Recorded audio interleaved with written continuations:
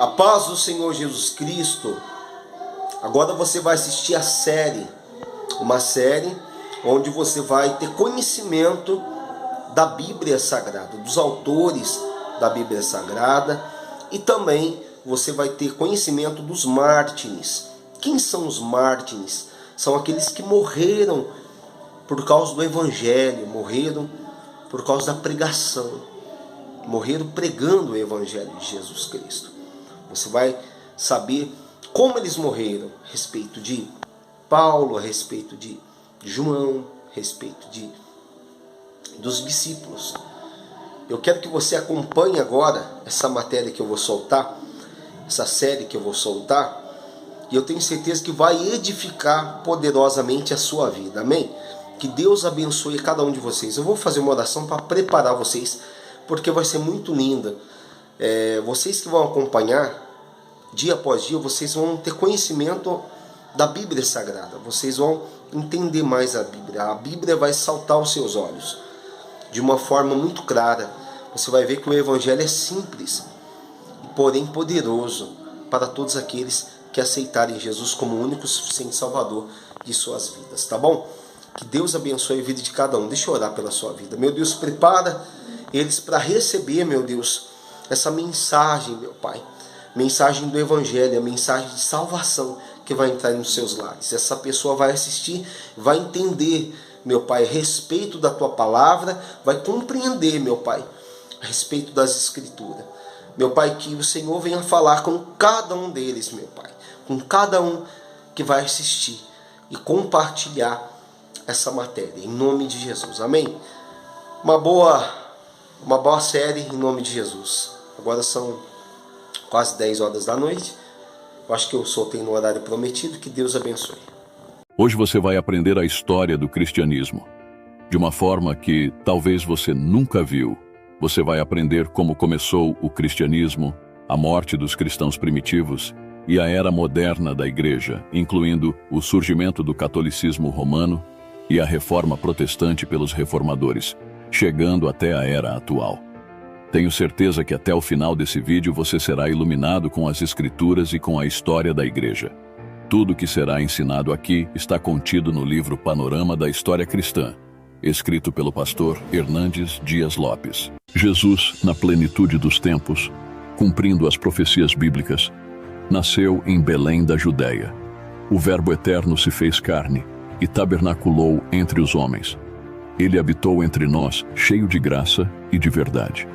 Ele vestiu pele humana, calçou as sandálias da humildade, pisou o nosso chão, comeu o nosso pão, bebeu a nossa água, sentiu a nossa dor, chorou as nossas lágrimas, carregou sobre seu corpo no madeiro os nossos pecados e ressuscitou em glória para a nossa justificação. Jesus cresceu como filho de um carpinteiro. Aos 30 anos de idade, deu início ao seu ministério, tendo sido batizado no Jordão por João Batista, identificando-se assim com os pecadores, aos quais veio salvar. Ali no Jordão, enquanto Jesus orou, os céus se abriram e o Pai falou: "Este é o meu Filho amado, em quem me comprazo." Nesse mesmo instante, o Espírito Santo desceu sobre ele, em forma de pomba, revestindo-o com poder para dar início ao seu ministério. Do Jordão, Jesus foi conduzido ao deserto pelo Espírito Santo, onde jejuou por 40 dias e 40 noites, tempo em que foi tentado pelo diabo. Por 3 vezes o diabo investiu contra Jesus para derrubá-lo, mas o Filho o venceu no deserto, usando sempre a espada do Espírito, a palavra de Deus. Do deserto, Jesus, cheio do Espírito Santo, seguiu para a Galileia. Chegando a Nazaré, onde viveu a maior parte da sua vida terrena, entrou na sinagoga, tomou o rolo do livro de Isaías e leu: "O Espírito do Senhor está sobre mim, pelo que me ungiu para pregar, para curar e para libertar." Jesus chamou 12 homens, aos quais deu o nome de apóstolos, investindo a maior parte do seu tempo para treiná-los e discipulá-los. Jesus andou por toda parte fazendo o bem e libertando todos os oprimidos do diabo. Curou os enfermos, alimentou os famintos, deu vista aos cegos, aprumou os paralíticos, fez andar os coxos, deu audição aos surdos, Purificou os leprosos, libertou os possessos e ressuscitou os mortos. Foi a suprema revelação de Deus aos homens. Recebeu o nome de Emanuel, Deus conosco. Ele é o próprio Deus manifestado em carne. Jesus veio com uma missão definida: morrer por todos aqueles que o Pai lhe deu. Ele nasceu para morrer. Ele morreu para que pudéssemos viver. O apóstolo Paulo foi enfático em dizer que ele morreu pelos nossos pecados, segundo as Escrituras. Foi sepultado e ressuscitou ao terceiro dia, segundo as Escrituras. Sua morte não foi um acidente nem sua ressurreição, uma surpresa. O diabo usou diversos artifícios para demovê-lo da cruz, mas Jesus marchou para ela como um rei caminha para a coroação. Na cruz, Jesus esmagou a cabeça da serpente e triunfou sobre os principados e potestades, expondo-os ao desprezo. Na cruz, Jesus consumou a obra da redenção. Na cruz, ele nos libertou. A morte não pôde detê-lo. Ao terceiro dia, Jesus ressuscitou para a nossa justificação.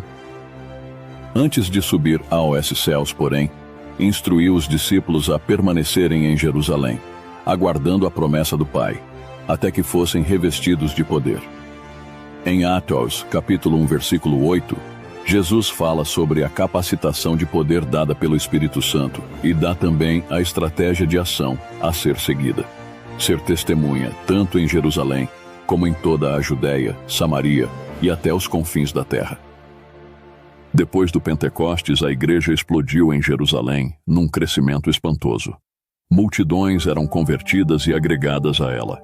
O crescimento e a expansão da igreja de Jerusalém são registrados por Lucas até o capítulo 7 do livro de Atos. Como a igreja ainda estava limitada à Judéia, Deus enviou uma perseguição contra ela, e os crentes foram dispersos, levando a palavra por onde iam. Assim é que Filipe chegou a Samaria, quebrando os muros de inimizade e pregando ali o evangelho com poder. O povo se alegrava ao ouvir e ver as coisas que Deus fazia por intermédio de Filipe.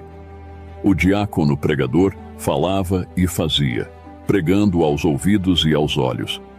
Pela imposição de mãos dos apóstolos Pedro e João, os samaritanos também receberam o Espírito Santo. O evangelho se espalhou para além das fronteiras de Israel com a conversão do perseguidor da igreja, Saulo de Tarso, no caminho de Damasco. Mais tarde, uma igreja gentílica, a igreja de Antioquia da Síria, tornou-se a mãe das missões transculturais. Depois disto, Barnabé e Saulo partiram para a primeira viagem missionária nas regiões da Galácia, passando por Perge, Derbe, Icônio e Listra, estabelecendo igrejas e constituindo presbíteros. Na segunda viagem missionária, Paulo e Silas, por orientação divina, foram para as províncias da Macedônia e Acaia, plantando igrejas em Filipos, Tessalônica, Bereia e Corinto. De Antioquia da Síria, Paulo escreveu a carta aos Gálatas, Corinto e as duas cartas para os Tessalonicenses. Na terceira viagem missionária, Paulo visitou a província da Ásia Menor, permanecendo 3 anos em Éfeso, a capital da província, de onde escreveu as duas cartas à igreja de Corinto. Nessa cidade cosmopolita, de mais de 300 mil habitantes, havia o templo da deusa Diana, um palácio de mármore, 4 vezes maior do que o Partenon de Atenas, uma das 7 maravilhas do mundo antigo. Nos anos que Paulo passou na capital da Ásia Menor, igrejas foram plantadas em toda a província. Em virtude da fome que assolou o mundo no tempo do imperador Cláudio, os judeus foram expulsos de Roma conforme registrado no livro de Atos, capítulo 18, versículo 2. Paulo então faz uma grande coleta entre as igrejas gentílicas para levar aos pobres da Judéia. Ao embarcar rumo a Jerusalém, comunicou aos presbíteros de Éfeso que de cidade em cidade o que lhe aguardava eram cadeias e tribulações. Não obstante, não levava em conta sua própria vida para cumprir seu ministério de anunciar o evangelho da graça de Deus. Antes de embarcar para Jerusalém, escreveu sua mais robusta epístola, a carta aos Romanos, onde compartilhou seu desejo de visitar a capital do império e repartir com a igreja a palavra, sendo por ela enviado até a Espanha. Mesmo levando significativa ajuda financeira à AOS Pobres da Judéia, Paulo foi preso em Jerusalém e dali transferido para Cesareia, onde foi acusado durante 2 anos pelos judeus, sob a égide dos governadores Félix e Festo. Paulo, usando os privilégios de sua cidadania romana, optou por ser julgado em Roma. Mas, a partir do ano 64, a perseguição à igreja, em vez de ser religiosa, passou a ser política. E Paulo retornou à prisão, sendo encerrado numa masmorra, um porão subterrâneo, escuro, úmido e insalubre. No dia 17 de julho do ano 64, a cidade de Roma, com mais de 1 milhão de pessoas, foi incendiada. Nero, o imperador, vestido de ator, subiu para o alto da Torre de Mecenas, de onde assistiu ao espetáculo horrendo das chamas devorando a cidade. Foram 7 noites e 6 dias de incêndio. Quando as chamas apagaram, 70% da cidade estava destruída. Dos 14 bairros de Roma, 10 deles foram devastados pelas chamas. Os 4 bairros restantes, densamente povoados por judeus e cristãos, deram a Nero um álibi para colocar a culpa do incêndio de Roma nos cristãos. Começa então uma brutal perseguição à igreja. Faltou madeira para fazer cruz, tamanha a quantidade de crentes crucificados. Os crentes eram amarrados em postes, cobertos de piche e queimados vivos, para iluminar as noites de Roma. Foi um verdadeiro massacre. Foi no governo de Nero que o apóstolo Paulo foi preso e degolado. Também foi no seu governo que Pedro foi crucificado, conforme a profecia de Jesus. Muitas foram as atrocidades e os crimes bárbaros que se praticaram contra os cristãos nessa época. Muitos cristãos foram amarrados em postes e incendiados vivos para iluminar as praças e os jardins de Roma à noite. Outros, segundo o historiador Tácito, foram lançados nas arenas, enrolados em peles de animais, para que cães famintos os matassem a dentadas. Outros ainda foram lançados no picadeiro para que touros enfurecidos os pisoteassem e os esmagassem. A loucura de Nero só não foi mais longe porque boa parte do império se rebelou contra ele e o Senado romano o depôs. Desesperado, sem ter para onde ir, Nero suicidou-se. No ano 66, explodiu uma rebelião dos judeus em Cesareia Marítima. Uma sinagoga judaica fora profanada, e os zelotes, que nunca foram favoráveis ao governo de Roma em Israel, rebelaram-se. Roma manda para lá o general Tito a fim de estancar a rebelião. A rebelião tornou-se mais e mais agitada. No ano 70, Tito cercou Jerusalém, derrubou seus muros, destruiu o templo, passou a fio de espada milhares de judeus e promoveu a maior dispersão de judeus de todos os tempos, cumprindo a profecia de Jesus Cristo proferida no Monte das Oliveiras. Foi um massacre sangrento. Cerca de 40 anos antes, judeus enlouquecidos haviam pedido, às barras do tribunal de Pilatos, que o sangue de Cristo caísse sobre eles e seus filhos. Sob o exército de Tito, judeus e cristãos foram esmagados sem piedade. Faltou madeira para crucificar tanta gente. Correu na cidade um rio de sangue. Milhares morreram de fome, outros foram devorados à espada. Os judeus foram expatriados por toda a face da terra, vendidos como mercadoria sem valor. Essa dispersão durou 1878 anos, ou seja, desde o ano 70 até o ano 1948, quando Israel voltou à sua terra e tornou a ser nação livre. Ainda no ano 70, o imperador Vespasiano inaugurou o Coliseu em Roma, e na festa de inauguração, que durou 100 dias, mais de 10.000 cristãos foram mortos pelas espadas dos gladiadores e pelos leões esfaimados da Líbia, servindo de espetáculo a uma multidão sanguessedenta. No ano 81, Domiciano começa a reinar. Foi chamado de Segundo Nero, por causa da fúria com que perseguiu os cristãos. Esse foi o primeiro imperador a arrogar a si o título Senhor e Deus. No final de seu reinado, desatou-se novamente uma esmagadora perseguição à igreja. Até mesmo seu parente Flávio Clemente e sua esposa Flávia Domitila foram executados por ordem do imperador pelo fato de serem cristãos. Foi no tempo de Domiciano que a perseguição se espalhou, atingindo também a Ásia Menor, e o apóstolo João foi deportado de Éfeso para a ilha de Patmos, onde escreveu o livro de Apocalipse. Por volta do ano 155, houve o martírio de Policarpo. Os cristãos que recusavam servir aos deuses do panteão romano eram castigados severamente. Policarpo foi apanhado e aplicaram-lhe os mais dolorosos castigos. Ele, firme e resoluto, suportou todo o sofrimento.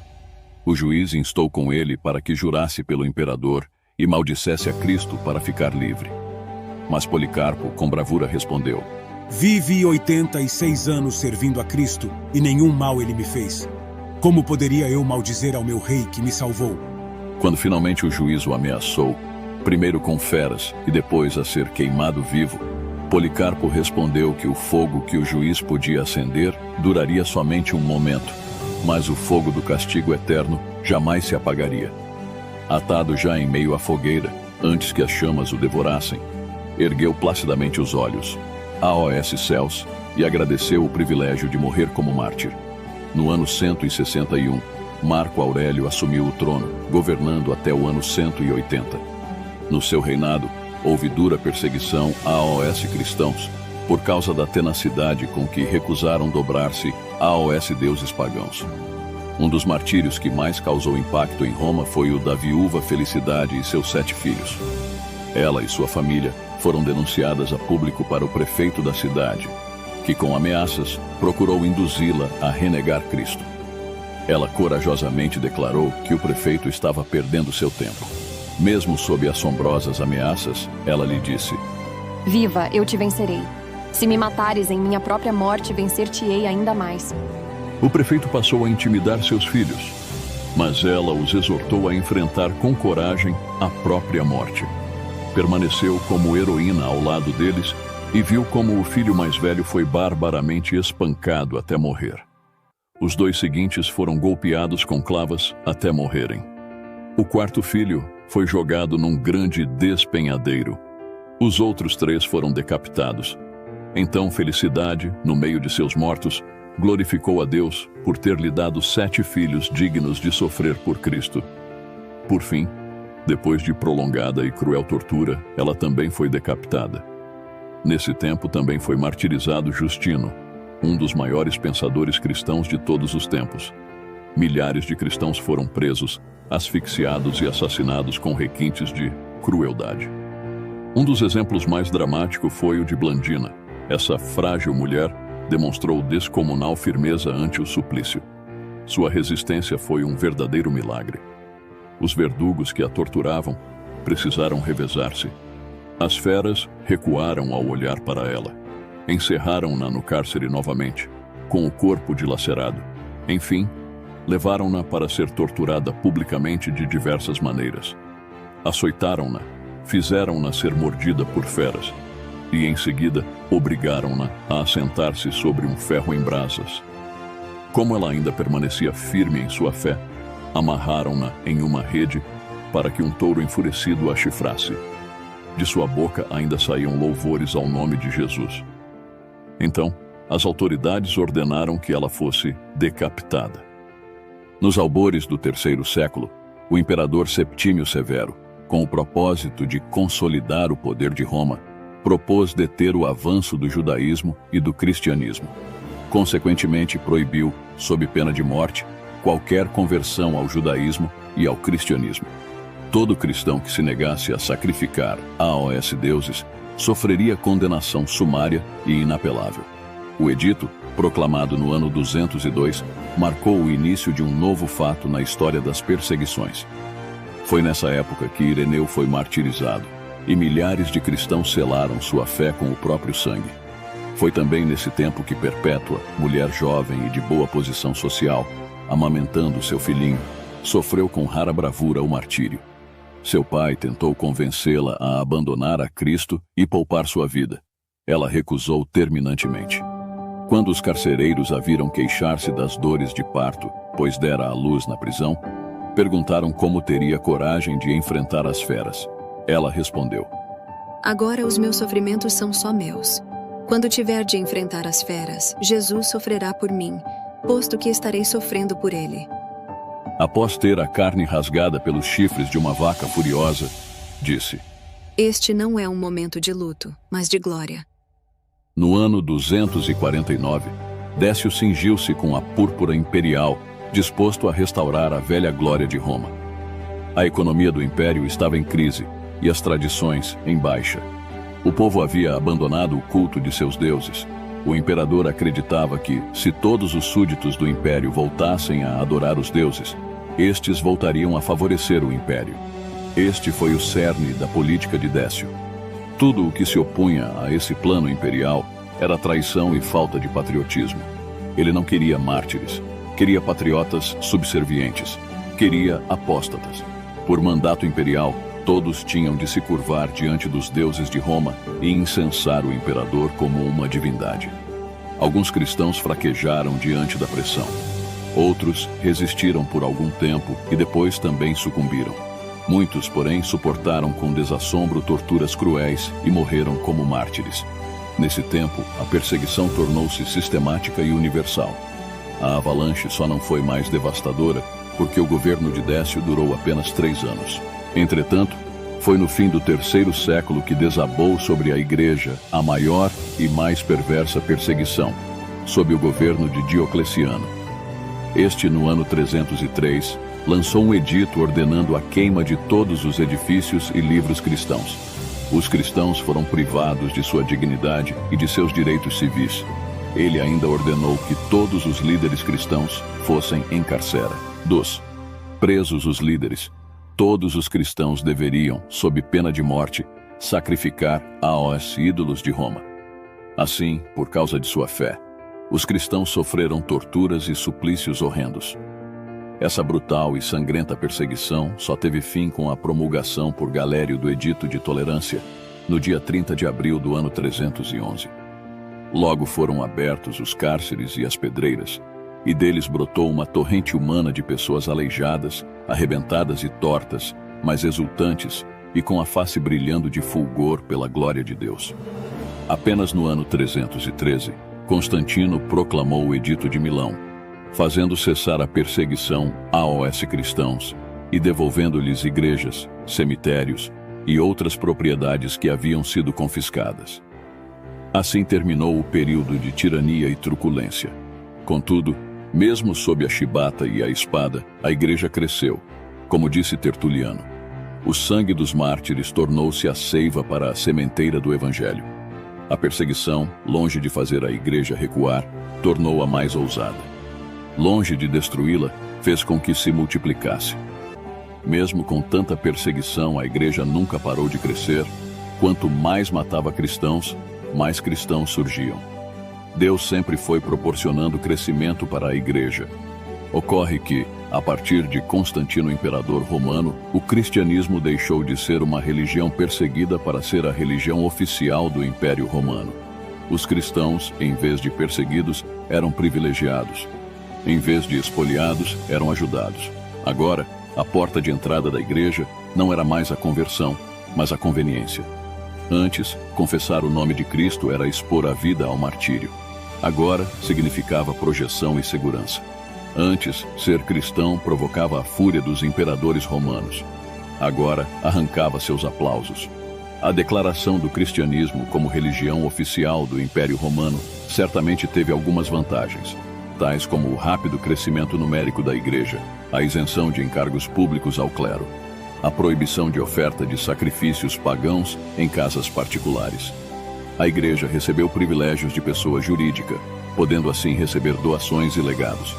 Proibiu-se nas cidades o trabalho dominical. Fizeram-se donativos ao clero e erigiram-se grandes igrejas nas principais cidades do Império. Os bens saqueados dos cristãos nos tempos de perseguição foram devolvidos. Também se iniciou a construção de cemitérios cristãos. Contudo, é certo dizer que a decisão de declarar o cristianismo religião oficial do Império também teve trágicas consequências para a Igreja, como, por exemplo, a sua rápida paganização. A porta de entrada da Igreja deixou de ser a conversão para ser a conveniência. Muitas pessoas vinham para a Igreja não porque estavam convencidas de seus pecados, não porque haviam recebido a Cristo como Senhor, mas por causa das benesses que recebiam. Ainda, ao vir para a Igreja, traziam toda a bagagem de paganismo politeísta. Não tardou para que a igreja fosse contaminada com heresias perniciosas, perdendo paulatinamente sua identidade de igreja cristã, fiel a Jesus e ao ensino dos apóstolos. Além disso, houve também o concubinato entre a igreja e o Estado. O imperador passou a ser o chefe da igreja e o chefe do Estado. Assim, a igreja perdeu o poder espiritual e buscou preencher esse vazio com um poder econômico e político. A igreja tornou-se rica, opulenta e influente, mas perdeu sua fonte de vida abundante. Tinha dinheiro, mas não tinha poder. Tinha a bênção dos imperadores, mas não a aprovação do céu. Também começou a existir entre os bispos das 5 principais cidades do mundo, Roma, Constantinopla, Alexandria, Antioquia, Jerusalém, uma disputa acirrada por preeminência e predominância de poder. No ano 604, o imperador Focas concedeu ao bispo de Roma, Gregório I, o título de bispo universal. Gregório recusou o título, alegando que aquele que o aceitasse deveria ser considerado um anticristo. Todavia, em 607, Bonifácio III aceitou o título, criando assim a instituição do papado. Foi a partir dessa data que se iniciou historicamente a Igreja Romana, sob o comando do Papa. O romanismo edifica-se sobre alicerce roto. Toda a estrutura do romanismo está estribada em uma interpretação equivocada de Mateus, capítulo 16, versículo 18, que diz: Também eu te digo que tu és Pedro, e sobre esta pedra edificarei a minha igreja, e as portas do inferno não prevalecerão contra ela. 3 são as interpretações acerca do significado da pedra fundamental sobre a qual a igreja está edificada. Primeiro, há aqueles que acham que Pedro é a pedra. Segundo, outros dizem que a pedra é a declaração de Pedro: Tu és o Cristo, o Filho do Deus vivo. Terceiro, a pedra é o próprio Cristo. Há uma frase em latim muito conhecida no meio religioso: Ubi petimus, ibi ecclesia. Onde está Pedro, aí está a igreja. Diz a Igreja Romana que Pedro é a pedra, que Pedro é o primeiro Papa e que todo Papa é um sucessor legítimo de Pedro. Mas terá essa tese sustentação bíblica? Vejamos, a palavra Pedro, Petros em grego, significa fragmento de pedra. A palavra pedra, Petra em grego, significa rocha, pedra inabalável. Essa metáfora é usada somente para Deus nas Escrituras. Portanto, Jesus está dizendo: Você, Pedro, é um fragmento de pedra, mas sobre esta rocha, que sou eu, edificarei a minha igreja. É digno de nota que o próprio Pedro dá testemunho de que Jesus Cristo. A igreja não está edificada sobre Pedro, mas sobre Cristo. Quando Pedro inicia seu ministério, ao pregar em Jerusalém, Pedro declara que Jesus é a pedra. Vejamos o que Pedro disse em Atos capítulo 4, versículo 11. Disse Pedro: Ele é a pedra que foi rejeitada por vós, os edificadores, a qual foi posta por cabeça de esquina, e em nenhum outro há salvação, porque também debaixo do céu nenhum outro nome há, dado entre os homens, pelo qual devamos ser salvos. Quando o apóstolo Pedro escreve sua primeira carta, já no final de seu ministério, faz a mesma declaração, dizendo que Jesus é a pedra. Vejamos, 1 Pedro, capítulo 2, a partir do versículo 4. Disse Pedro: E chegando-vos para ele, pedra viva, reprovada na verdade pelos homens, mas para com Deus eleita e preciosa, vós também, como pedras vivas, sois edificados casa espiritual e sacerdócio santo, para oferecer sacrifícios espirituais agradáveis a Deus por Jesus Cristo. Por isso também na Escritura se contém: Eis que ponho em Sião a pedra principal da esquina, eleita e preciosa, e quem nela crer não será confundido. O apóstolo Paulo, inspirado pelo Espírito Santo, diz que ninguém pode lançar outro fundamento além daquele que já foi posto, o qual é Cristo Jesus. Vejamos. 1 Coríntios capítulo 3, versículo 11 diz: Porque ninguém pode pôr outro fundamento além do que já está posto, o qual é Jesus Cristo. Paulo também afirma, outro sim, que Cristo é a pedra. Vejamos. 1 Coríntios capítulo 10, versículo 4, que diz: E beberam todos de uma mesma bebida espiritual, porque bebiam da pedra espiritual que os seguia, e a pedra era Cristo. Paulo também escreveu para os irmãos de Efésios, dizendo que Jesus Cristo é a pedra angular. Vejamos. Efésios capítulo 2, versículo 20, que diz: edificados sobre o fundamento dos apóstolos e dos profetas, de que Jesus Cristo é a principal pedra da esquina. Contudo, quando Jesus conversa com Pedro, podemos concluir que Jesus é o fundamento da igreja, o fundador da igreja, o dono da igreja, o edificador da igreja e o protetor da igreja. Por causa de uma falsa interpretação do texto de Mateus capítulo 16, versículo 18, o papado é uma usurpação da Trindade. Consideremos o seguinte. Primeiro, ele usurpa o lugar de Deus Pai. Ao receber o título de Papa, Pai, o Papa se autodenomina Pai da cristandade. Isso é uma afronta à palavra de Deus, que diz que a ninguém devemos chamar Pai nesse sentido. Vejamos Mateus capítulo 23, versículo 9. E a ninguém na terra chameis vosso Pai, porque um só é o vosso Pai, o qual está nos céus. Segundo, ele usurpa o lugar de Jesus Cristo. O Papa usurpa o lugar do Filho de Deus, e isso de 3 maneiras. Primeiro, quando ele se auto-intitula pedra fundamental da igreja. A pedra é Cristo, como já mencionei. Segundo, quando ele se declara o cabeça e chefe da igreja militante, triunfante e purgante. A igreja só tem um cabeça, Jesus Cristo. Terceiro, quando ele se define como o sumo pontífice. Esse termo vem do latim e significa supremo construtor de pontes, ou seja, supremo mediador. A Bíblia é clara em afirmar que Jesus é o único mediador entre Deus e os homens. Vejamos.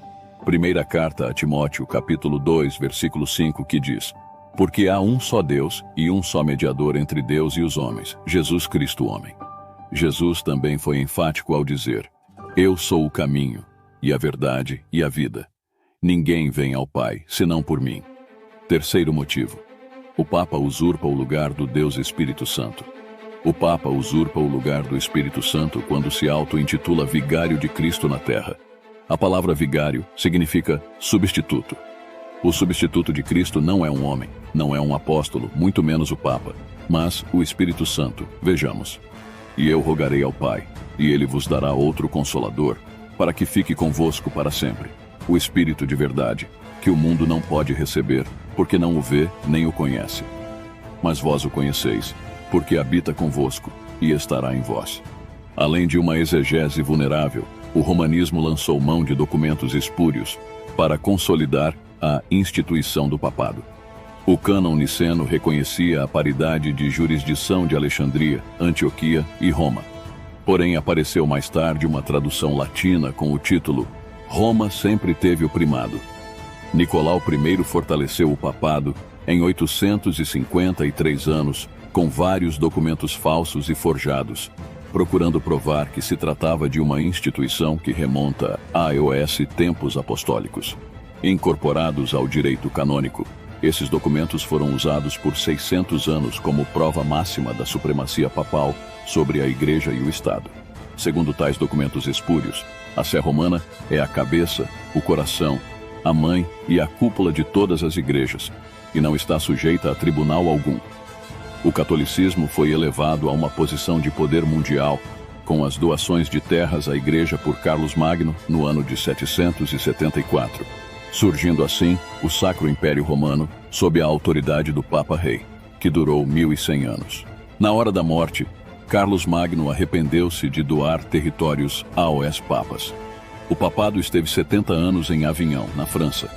Voltou a ocupar o Vaticano no ano de 1377, trazido por Gregório XI. Vítor Emanuel derrotou as tropas do Papa, pondo fim ao Sacro Império Romano no dia 20 de setembro de 1870. Os papas ficaram confinados no Vaticano até o ano de 1929, quando Mussolini e Pio, no Tratado de Latrão, legalizaram o Estado religioso do Vaticano.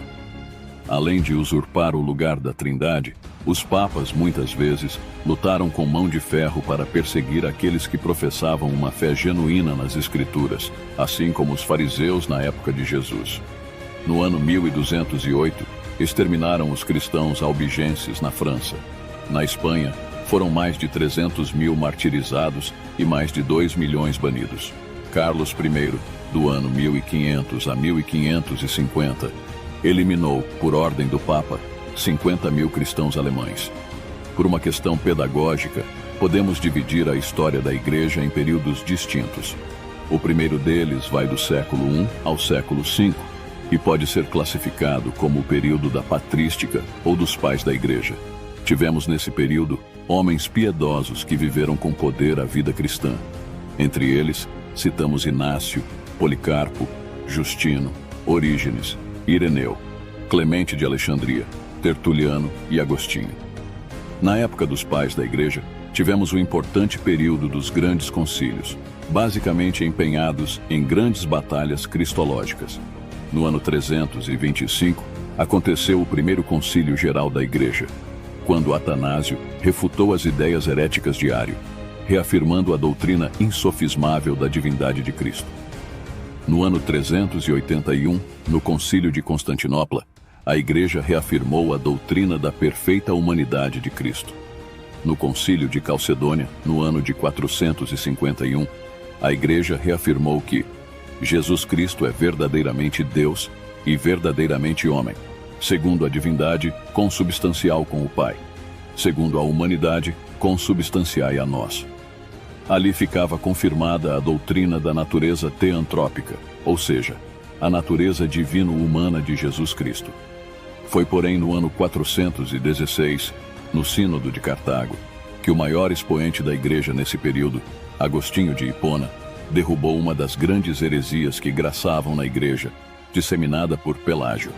Pelágio pregava que Adão fora criado mortal, que o pecado de Adão só havia contaminado a si próprio e não a raça humana, que as crianças estão no mesmo estado de Adão antes de pecar e que o homem tem pleno poder de observar a lei.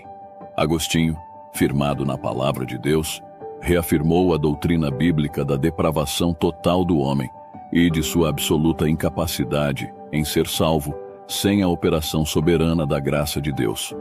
Chamo a atenção para o fato de que nem sempre a decisão conciliar de uma igreja resolve o problema efetiva e eficazmente nas bases.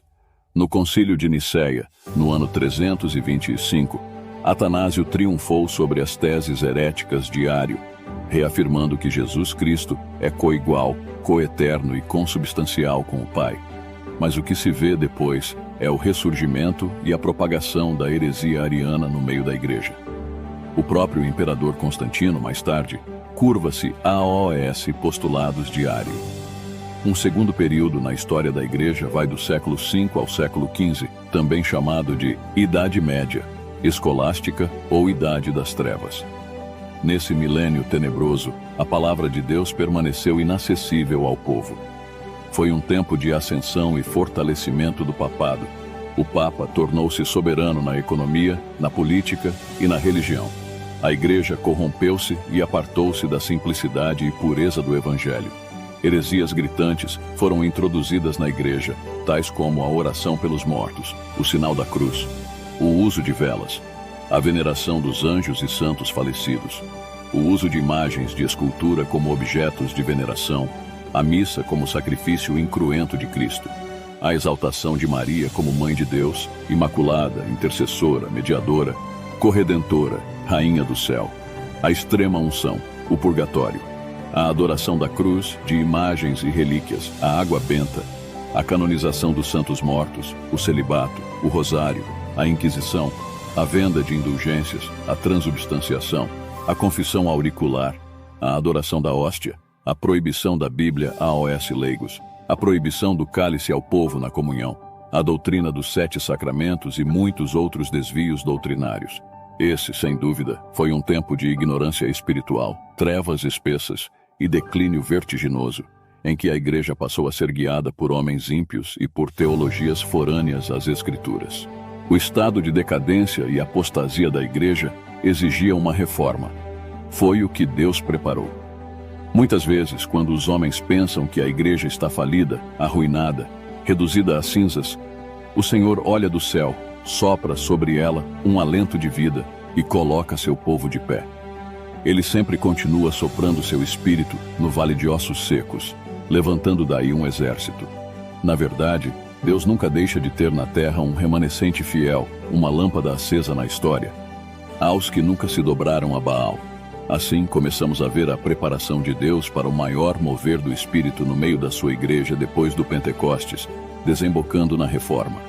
Nos séculos 14 e 15 surge, no norte da Itália, o movimento cultural da Renascença, que foi uma desvinculação da economia, das artes, da ciência, da política e da religião da tutela de Roma. O controle absoluto que a Igreja de Roma tinha foi enfraquecendo e os homens começaram a libertar-se do cativeiro da Igreja de Roma.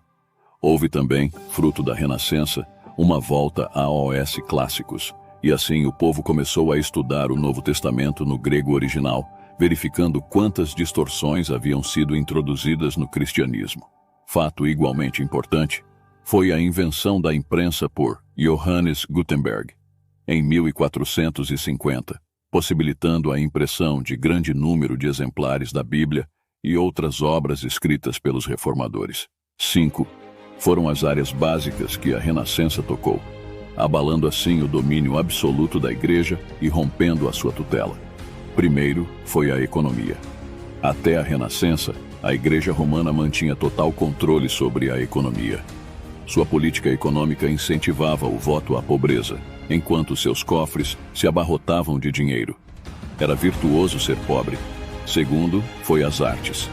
A Igreja mantinha absoluto controle também sobre as artes. Quando um artista ia cinzelar uma estátua ou um pintor ia esboçar a imagem de uma personagem famosa em uma tela, fazia o rosto da pessoa e o corpo de um anjo. Tudo devia ser vazado pela visão do sagrado e interpretado pela hermenêutica da Igreja. Terceiro, a ciência. Ao longo dos séculos, o romanismo promoveu o obscurantismo, mantendo o povo, tanto quanto possível, sob o manto da ignorância. Quarto, a política. Havia um verdadeiro concubinato entre a Igreja e o Estado, entre o poder clerical e o poder político. Não se sabia ao certo o limite entre o poder do Papa e o poder do Imperador. A Igreja fazia incursões na política e exercia ingerência no poder civil, até que Maquiavel escreveu a obra O Príncipe, defendendo a tese de que Igreja e Estado precisam ser independentes. Segundo o autor, o Estado precisa ser leigo, e a Igreja não pode interferir nas decisões do Estado. Os dois poderes precisam ser independentes. Assim, a Igreja perdeu também a tutela sobre a política. Quinto, a religião. A religião estava sob rigoroso controle da Igreja de Roma.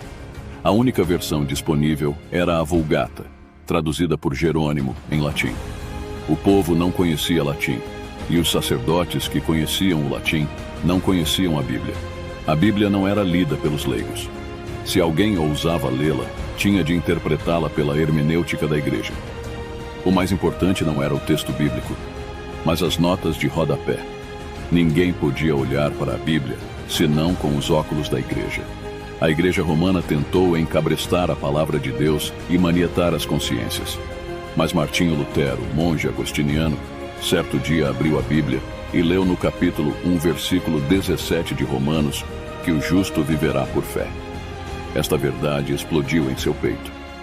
Ele reconheceu que a aceitação do homem por Deus não depende de seus méritos nem de suas obras.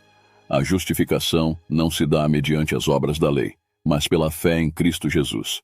Assim, todo o domínio da Igreja sobre a consciência das pessoas foi quebrado, e ela perdeu seu controle sobre a religião. Estava aberto o caminho para a reforma. Vamos falar sobre os pré-reformadores. Quero destacar a vida e o trabalho de 3 homens, que foram os precursores da reforma no século XVI, vítimas de brutal perseguição por parte da Igreja Romana. John Wycliffe.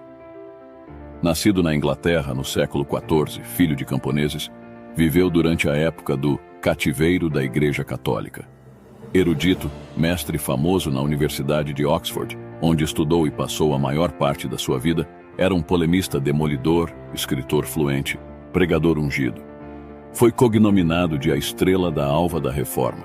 Era respeitado em todas as classes sociais. Identificava-se com os pobres, interessando-se pelos seus problemas. Expunha-lhes as escrituras em linguagem simples.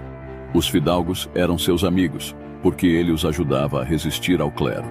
Condenou com veemência o poder exorbitante do papado. condenou com austeridade a doutrina da transubstanciação, taxando-a de magia e superstição. Defendia a tese de que a verdadeira igreja é formada pelos eleitos de Deus e não pelos poderosos eclesiásticos. Iniciou com grande bravura a tradução da Bíblia para o inglês, a língua comum do povo. Compreendia que a autoridade da igreja não está em sua hierarquia nem na tradição, mas na palavra de Deus. Foi duramente perseguido. Preso vários meses em sua casa, escreveu livros que influenciaram corações. Em 1381, retirou-se para a sua paróquia em Lutterworth, onde continuou a escrever e a traduzir a Bíblia, isso até sua morte. Anos depois, no Concílio de Constança, foi condenado como herege. Seus restos mortais foram exumados e queimados, e suas cinzas foram lançadas no rio Swift. Após sua morte, seus seguidores saíram pela Inglaterra divulgando as doutrinas de Wycliffe entre o povo, condenando as heresias do romanismo e levando a cabo a tradução da Bíblia para o inglês. Jan Hus nasceu em 1370, na Boêmia, hoje República Checa, e ingressou na Universidade de Praga aos 16 anos. A partir daí, passou o restante da sua vida na capital, exceto seus 2 últimos anos de encarceramento em Constança, de onde saiu para ser queimado vivo. Em 1402, foi nomeado reitor e pregador da Capela de Belém, onde suas mensagens fervorosas e bíblicas desencadearam um movimento reformador. No mesmo ano, ocupou a reitoria da universidade, o que favoreceu o avanço dos ideais da reforma. Na sua pregação, condenava os abusos da Igreja Católica Romana e conclamava o povo a voltar-se para a Bíblia e suas verdades práticas. As obras de Wycliffe caíram nas mãos de Hus e muito o influenciaram. Ele continuou a pregar com desassombro e poder. Vieram ordens expressas do Papa para que Hus deixasse de pregar, mas ele tomou a decisão de não atendê-lo e continuou pregando. Outras ordens vieram e Jan Hus não as acatou. Foi convocado para ir a Roma e, por não ter ido, foi excomungado. Jan Hus continuou pregando e defendendo que a autoridade final da Igreja é a Bíblia e não o clero. Combateu a heresia das indulgências. Foi excomungado novamente em 1412 por não ter comparecido diante da corte papal. Por causa da perseguição, precisou mudar-se para o sul da Boêmia, onde continuou a escrever e a pregar. Mais tarde foi convidado a comparecer ao Concílio de Constança para se defender. Pediram que ele se retratasse de suas doutrinas evangélicas. Em razão da sua posição irredutível, Jan Hus foi preso em sua casa, no Palácio do Bispo, e depois em vários conventos. Na prisão, castigaram-no com escassez de pão, na esperança de que retrocedesse em suas posições, mas Hus com bravura declarou: apelo a Jesus Cristo, o único juiz todo-poderoso e totalmente justo. Em suas mãos, deponho a minha causa, pois ele há de julgar cada um, não com base em testemunhos falsos e concílios errados, mas com base na verdade e na justiça. Por fim, no dia 6 de julho de 1415, depois de grande escárnio, queimaram seus livros e levaram-no para a fogueira. No suplício da fogueira, Jan Hus morreu clamando misericórdia a Deus pelos seus inimigos e cantando salmos. Em meio às chamas, Jan Hus profetizou: hoje vocês estão matando um ganso, Hus, mas em breve Deus levantará uma águia, Lutero, e a ela vocês não poderão matar. Depois da morte desse mártir do cristianismo, a perseguição romana tornou-se ainda mais cruel, o que contribuiu para o crescimento e o fortalecimento dos princípios evangélicos no meio do povo checo. 102 anos depois de sua morte, o estandarte da reforma estava sendo erguido por Martinho Lutero. Outro pré-reformador é o Girolamo Savonarola, na Florença italiana do século XV. Outro destemido pré-reformador se levantou nas barbas de Roma. Girolamo Savonarola era monge dominicano. Pregou com veemência sobre os desvios do Papa, atacou com vigor os vícios do clero e denunciou com grande poder o torpor espiritual de sua época. O Papa tentou seduzi-lo oferecendo-lhe um posto de cardeal, mas ele recusou. Sua pregação ungida abalou as estruturas de Roma. As multidões se ajuntavam para ouvi-lo. Sua cidade começou a mudar os hábitos por causa de sua pregação fervorosa. Savonarola foi preso, julgado e morto pela Inquisição. Foi queimado na fogueira em 1449. O caminho estava pavimentado para a Reforma. O sangue desses mártires preparou o solo para a semente da Reforma do século XVI. Foi a partir daí que começou a Reforma. A Reforma foi um movimento que visou trazer à Igreja a pureza original do cristianismo, segundo o Novo Testamento. Depois do Pentecostes, a Reforma do século XVI foi o maior movimento espiritual ocorrido dentro da Igreja. Representou uma volta à Bíblia, ao ensino dos apóstolos e, por consequência, uma rejeição total a qualquer doutrina sem base nas Escrituras. Quero agora te apresentar os principais reformadores da Igreja. O primeiro é Martinho Lutero. Filho de camponeses, tornou-se monge agostiniano e entrou para o convento em Erfurt. Buscava com avidez a salvação de sua alma. No ano 1512, aos 29 anos, o texto de Romanos, capítulo 1, versículo 17, que diz que o justo viverá pela fé, explodiu como bomba em seu coração. Ali ele descobriu a gloriosa doutrina da justificação pela fé. Mais tarde, quando o Papa Leão X estava construindo a Basílica de São Pedro, seu emissário Johannes Tetzel foi à Alemanha vender indulgências, que ofereciam redução das penas do purgatório. Convencido de que o tráfico de indulgências desviava o povo da verdade, oferecendo-lhe falsas esperanças, Lutero decidiu enfrentar esse abuso e no dia 31 de outubro de 1517 pregou nas portas da igreja de Wittenberg as 95 teses contra as indulgências. Estava deflagrado o movimento da Reforma. Essas teses foram um golpe no poder papal e no poder da Igreja, que se desviara da fé apostólica. As teses combateram o pretenso poder da Igreja de ser mediadora entre o homem e Deus, vendendo o perdão dos pecados. Lutero foi excomungado pelo Papa. Em 1521, em Worms, na Dieta Imperial, sob ameaça de morte, ele defendeu sua fé diante do imperador, clérigos, nobres, condes e embaixadores. Concitado a retratar-se de suas obras, disse com coragem invulgar: "A menos que vocês me convençam pelas Escrituras que eu estou errado, não me retratarei, pois não é lícito a um homem agir contra a sua consciência. Aqui me firmo e aqui me estabeleço, e que Deus me ajude." Quando saiu da Dieta de Worms, Lutero foi raptado pelos seus aliados e levado para um castelo, onde ficou mais de 10 anos, atrás de um biombo, trabalhando duramente na tradução do Novo Testamento para a língua alemã. A partir daí, o Evangelho passou a ser pregado na língua do povo. Nos púlpitos e nos bancos das igrejas, havia cópias da Bíblia traduzida por Lutero. Cantavam-se por toda a Alemanha hinos evangélicos e salmos, muitos dos quais escritos pelo próprio Lutero. Dentro de 30 anos, a igreja cristã na Alemanha tinha sido reformada, como ninguém jamais poderia ter sonhado.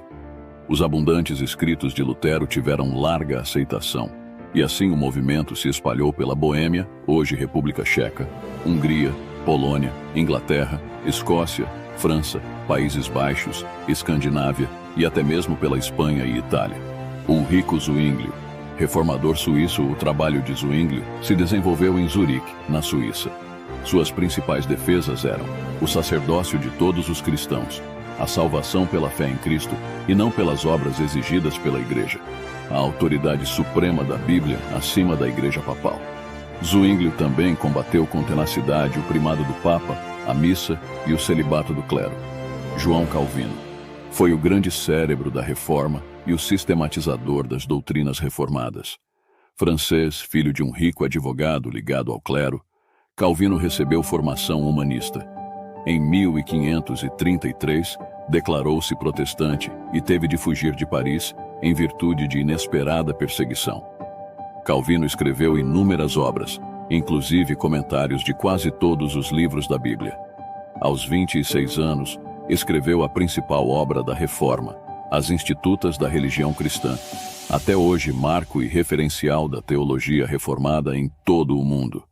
Essa famosa obra, composta de 4 livros, inspirou-se no credo apostólico que diz: "Creio em Deus Pai, creio em Deus Filho, creio em Deus Espírito Santo, creio na Igreja." A referida obra foi dirigida a Francisco I, rei da França, numa tentativa de defender os protestantes daquele país, que acabaram sendo perseguidos, torturados e mortos por causa de sua fé em Cristo. Convidado por Guilherme Farey em 1536, Calvino ficou em Genebra para ajudar na implantação da reforma. A cidade, não madura para a reforma, rechaçou-os e expulsou-os. Calvino passou 3 anos em Estrasburgo como pastor de uma igreja de protestantes franceses. Em 1545, voltou a Genebra a pedido das autoridades religiosas, pois a cidade se corrompia galopantemente.